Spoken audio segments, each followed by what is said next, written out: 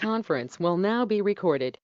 Hey, everybody, this is Dr. Doug Smith. It's Tuesday at 2:30, so it's time for our Monday through Thursday 2:30 podcast. This is a podcast where you will hear the science about what actually happened in the opioid crisis. And we're reaching out to a lot of new people, courtesy of Alex and his technology skills. We're reaching out to a lot of new people, and people are going to be skeptical when they hear about us. And their initial reaction is going to be, oh, this guy just must be a bunch of nuts. And so that's why that it's so important that we adhere to the science. I thought that with the possibility that there are some new people that'll be joining us today and in the coming days, I wanted to go over this graphic that's on the screen right in front of you. Now, we pulled this from, I don't know, page 2, page 3 of the first citizens petition. Okay, and we built this graphic this way for a reason, so that all 5 of these studies can be seen in one image. These are the 5 studies. They're not related at all. These researchers don't know each other. They're all at different facilities. But these are the 5 studies that really call into question the diagnosis of opioid addiction. Because what these 5 studies clearly demonstrate is that the opioids, doesn't matter what opioid, oxycodone, hydrocodone, methadone, doesn't matter what opioid, even buprenorphine, okay, although we don't really know the details on buprenorphine.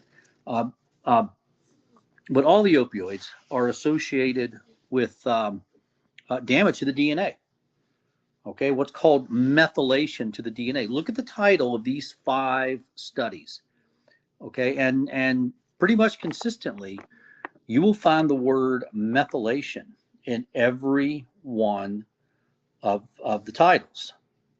Okay, actually, it's in 3 of the 5. The other 2 call it epigenetic variation. That's how Walkman. That's the term she uses to describe the methylation. But in the article, they all talk about the methylation. They all measure the methylation. Okay, all 5 of these studies are measuring the same thing. They're all measuring damage to the DNA, and they're all measuring damage to the DNA in the same gene. And if I'm not mistaken, the gene is mentioned in all the titles also. The gene is called the OPRM1 gene, and there it is. And OPRM1 is in the Nielsen study, and there it is. OPRM1 is in the Shorbov study, and there it is. OPRM1. Walkman calls it the mu opioid receptor gene. Okay, there you go. But in her second study, she calls it the OPRM1 gene. You've got 25,000 genes in your body. Okay, this is 1 out of 25,000, but it's the only place in the DNA. It's the only place in the body where the opioids do their damage. It's not like the opioids are damaging your DNA, willy-nilly, helter-skelter everywhere, all up and down the DNA. It's not like that at all. The damage is done in a very, very specific location. Okay, the damage is only in 1 out of about 25,000 genes, and more specifically, the damage is really only on about, let's call it 16 different addresses, sites. Remember, the DNA is like a ladder that's been twisted, and so we're talking about damage on the rungs of the ladder. Now, there's about 3 billion rungs of the ladder in human DNA. So we're talking about 16 sites out of 3 billion. And we as researchers, we isolated those 16 sites. I mean, you're talking to some people here that know what we're doing, and we know what we're talking about. Okay, we isolated the 16 sites that have been damaged by the opioids. We know what we're doing, and we know what we're talking about. Okay, and you can go to our website and go to our science and read all about it. It's all there. We wrote it up. It's all there. Okay, it's all there. All right, but for those of you who are new with us, okay, I want you to look at these 5 studies. And these 5 studies, they're all saying the same thing.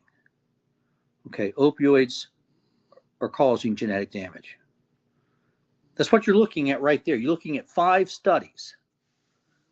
Okay, opioids are causing genetic damage. Okay, the Walkman studies are amazing. Okay, Walkman worked with children born with neonatal abstinence syndrome, children who were born dependent on opioids, children, babies who go into withdrawal when they're born. And what Walkman found was that the level of genetic damage, the level of methylation, the level of genetic damage determined the severity of symptoms that the baby experienced. Now stop and think about that for a minute. And this was 2014. Okay, we're in 2025 right now. This is 11 years ago. 11 years ago, okay, Dr. Walkman did a study that showed that it was the level of genetic damage that determined the severity of symptoms in withdrawal. Now, for those of you who've ever experienced withdrawal, okay, what the Walkman study is saying is that the severity of your symptoms was determined by the severity of your genetic damage. And that was known in 2014. Okay, look at the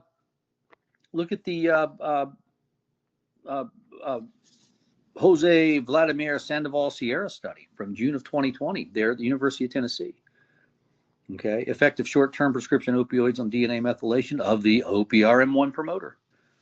Okay, the promoter region is an area in the gene that's highly sensitive. It's kind of like the circuit breaker in your house. And of the 16 sites that we found where the opioids cause genetic damage, about 9 or 10 of them were in the promoter region. So, these are not areas of the DNA you want to be messing with. But look at this study by Jose Vladimir Sandoval Sierra, effective short-term prescription opioids on DNA methylation of the OPRM1 promoter. And what Sandoval Sierra did here, University of Tennessee, the Memphis branch, was got opioid naive volunteers, people who'd never taken opioids really in their life, but they were having some dental work done, and they were going to be given oxycodone, hydrocodone, Percocet, whatever, and Norco, whatever, and so what the study did was they took the opioid naive people and they did 3 DNA samples before the tooth was pulled, a few days after the tooth was pulled, and 2 weeks after the tooth was pulled, on about 32 individuals. And what they found was you could actually measure the genetic damage after just a few doses of the opioids. Okay, it's in that study right there. That's how poisonous the opioids are. Just a few doses will give you measurable genetic damage. Now, those people didn't experience the signature disease after just a few doses. They didn't experience withdrawal after just a few doses. Okay, but they showed genetic damage, which would imply that there's some threshold of genetic damage you got to get to before you start developing symptoms. First symptoms being an explosion in your tolerance. All of a sudden you can take massive amounts of opioids, and you need massive amounts of opioids just to not be sick. And then secondly, the sickness. Those are the symptoms that people get from the genetic damage. But if you want to welcome the new people, we'll welcome the new people every day. We'll hold here for today. We'll be back tomorrow. Don't forget to like and subscribe to us. Don't forget to post this podcast on your social media, everybody else's social media. Let's get the word out there. We're trying to get the word out there. We're going to be the ones who are going to bring about an end to this opioid crisis. Okay, Alex and I are getting ready to go to work on polishing up the next submission to the FDA. As soon as we get this book finished, that's going to be our next task, is to resubmit to the FDA. We'll get it done, everybody. We're going to get it done. So hold here for today. We'll see everybody back tomorrow. Have a good afternoon. Thank you.